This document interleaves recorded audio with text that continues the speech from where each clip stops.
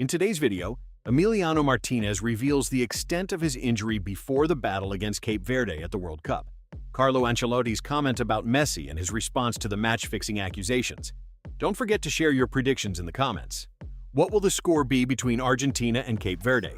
And if you are a soccer fan, don't forget to subscribe to the channel to follow all the latest updates.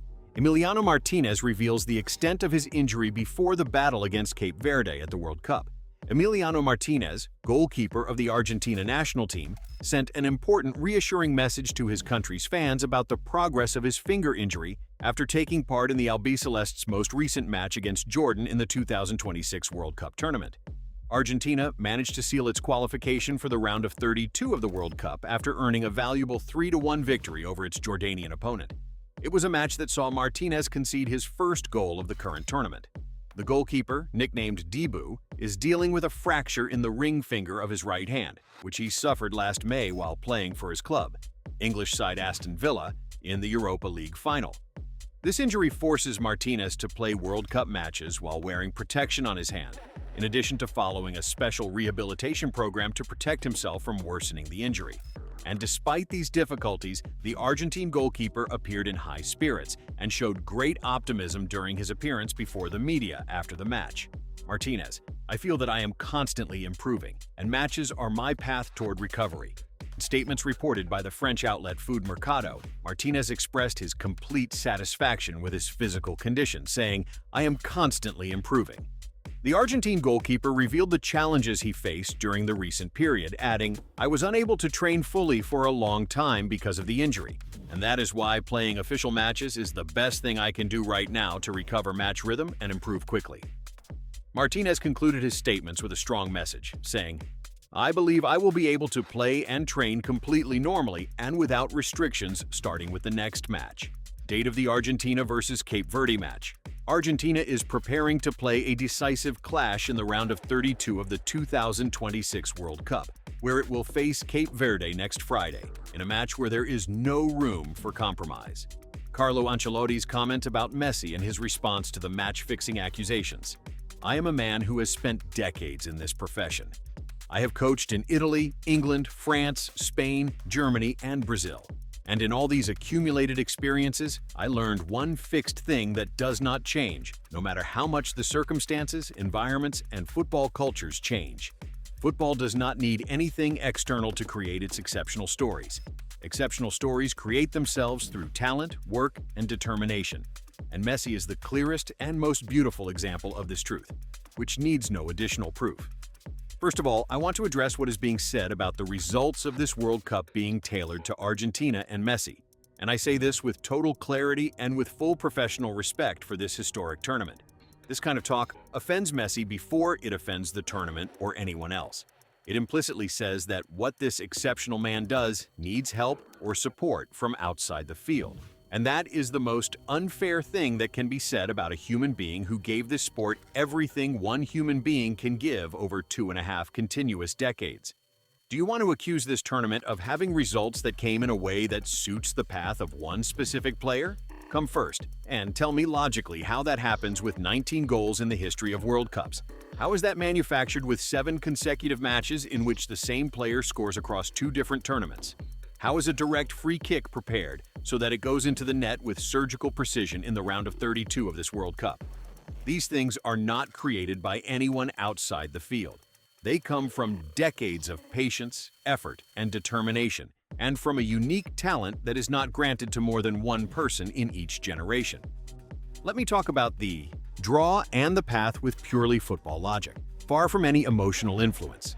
Yes, in its path, Argentina faces teams that have not won the World Cup in the early stages, and it may not meet some major national teams until the final.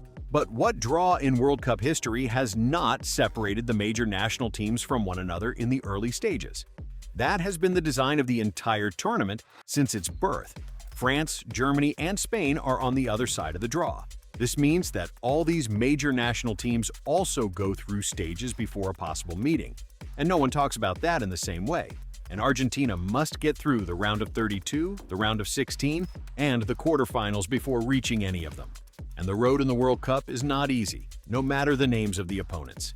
Every team that reaches this stage arrives ready and motivated to create the upset that will put it in history. And Argentina knows that better than anyone. It lost to Saudi Arabia in 2022 at the beginning of its journey and came close to early elimination. Then it came back to win the tournament. There is no guaranteed path in the World Cup, no matter who the opponent is and no matter the name you are facing.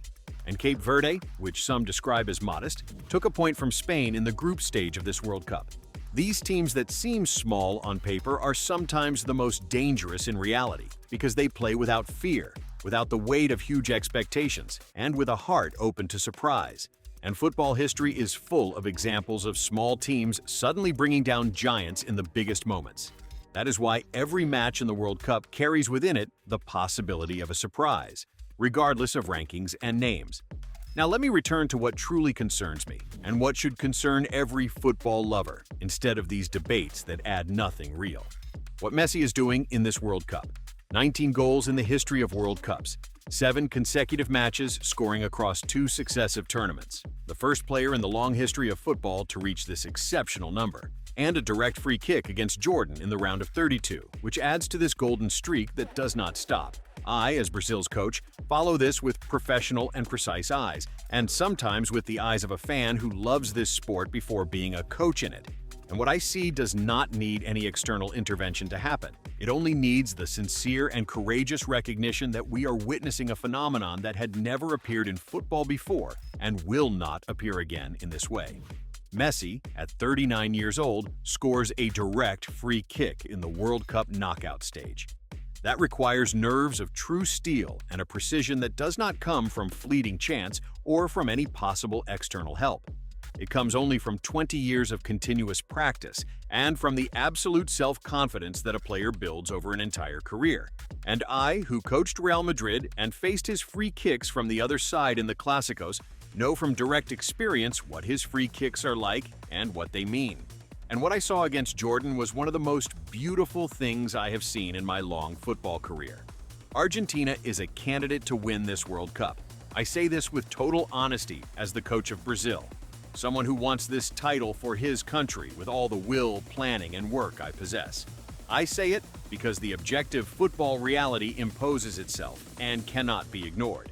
A team that has a player of this level and with this exceptional consistency in the most difficult moments has a card that no other team in this tournament possesses, no matter how strong and organized it may be. Not because the path suits them, but because the team that has this exceptional leader enters every match with the firm belief that it will find the way in the most difficult, most pressured, and most sensitive moments.